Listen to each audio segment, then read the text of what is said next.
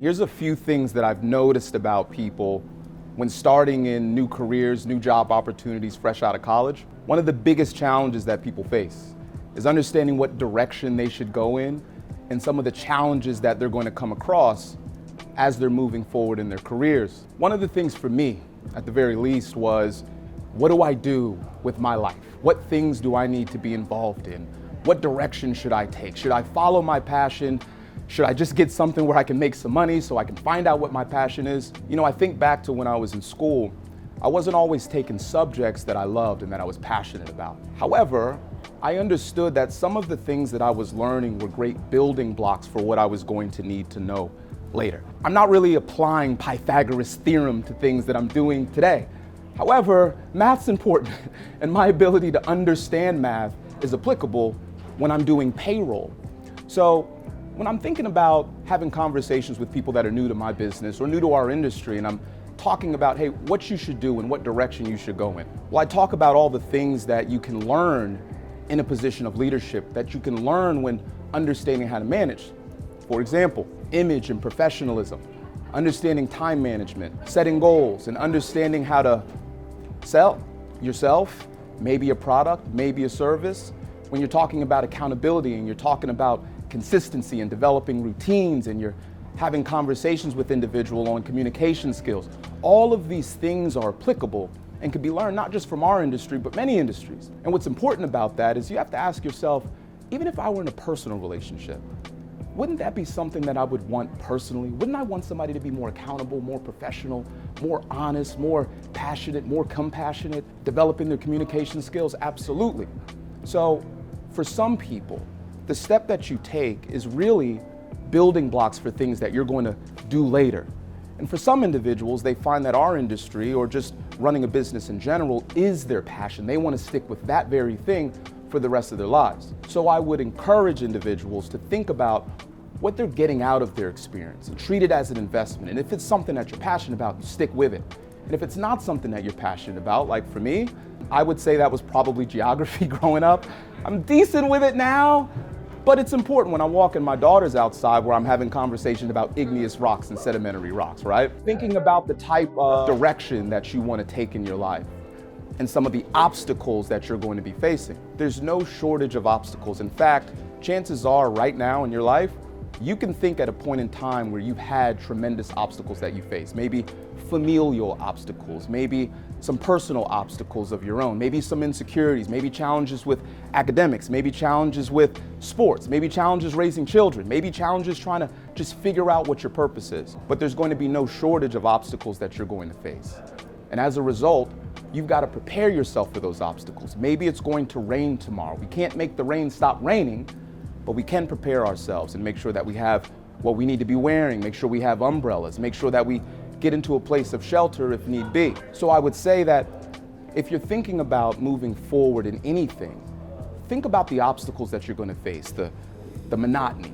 You think about the depression that you might come across temporarily because things didn't go your way.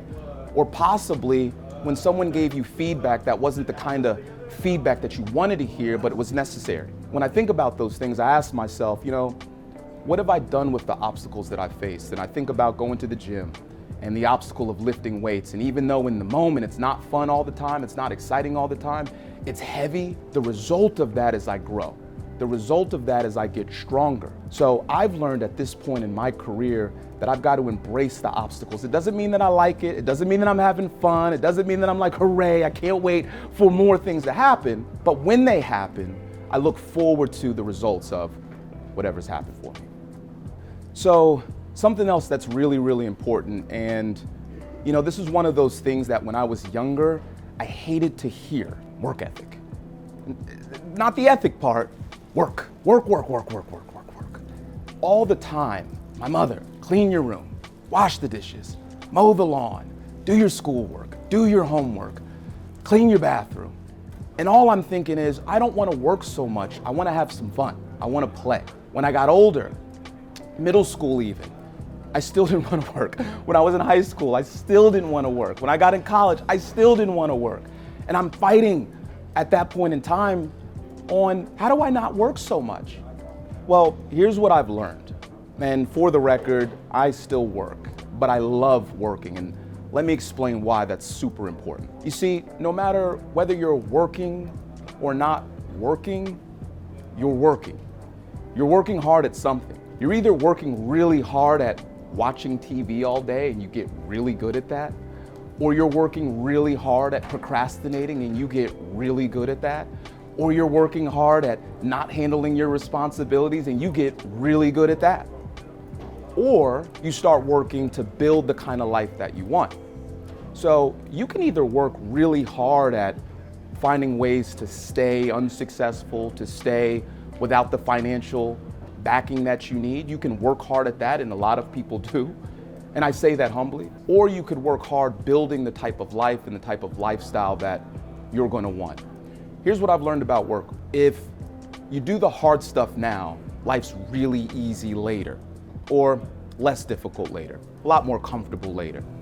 When you don't work hard right now and you focus on trying to have fun, not that you shouldn't, but the balance isn't there, right? There's way more fun than responsibility. What ultimately happens is you realize when it's time to relax and retire and to buy the home, you don't have the money to buy the home because you didn't go to work like you needed to. You want to get the car, but you can't get the car because you didn't work like you needed to. You start to see your friends and family and people that you know taking vacations, but you can't afford to take the vacation because you didn't work as hard as you needed to. I'm not here to tell you that there's an easy way out. And believe it or not, and I know I sound like a dad to a lot of you, but you don't want the easy way out, because if you think about the things that you've accomplished in your life that you value the most, chances are it wasn't easy. So if you think about what it's going to take to get where you need to be, I challenge you to do this. Think about the lifestyle you want, the home or homes, the property or properties, the cars, the vacations, the children, the family you want to build, the clothes you want to wear, the places you want to visit. You think about those kinds of things and you ask yourself, what is it going to take from you to accomplish those things? And my advice is to work as hard as you need to accomplish your goals. Don't worry about what other people tell you success looks like. Don't worry about making $1 million if that's not your goal. Maybe you want small house, white picket fence, golden retriever outside. Maybe you want the big things. But regardless of what it is, it's going to require effort from you. And you have to be accountable and ask yourself, am I putting forth the effort, the right amount of effort to live the life that I want? In my industry, I'm known as a coach, I'm known as a mentor. If you happen to be in an industry like ours where you have coaches and mentors, take advantage of them, because here's what their responsibility, here's what our responsibility is to you. It's to let you know if the work you're doing is enough to accomplish your goals. Not just the things that I want, not just the things mom and dad wants, but the things that you want. You got to start focusing on those and holding yourself accountable to working as hard as you need to accomplish it.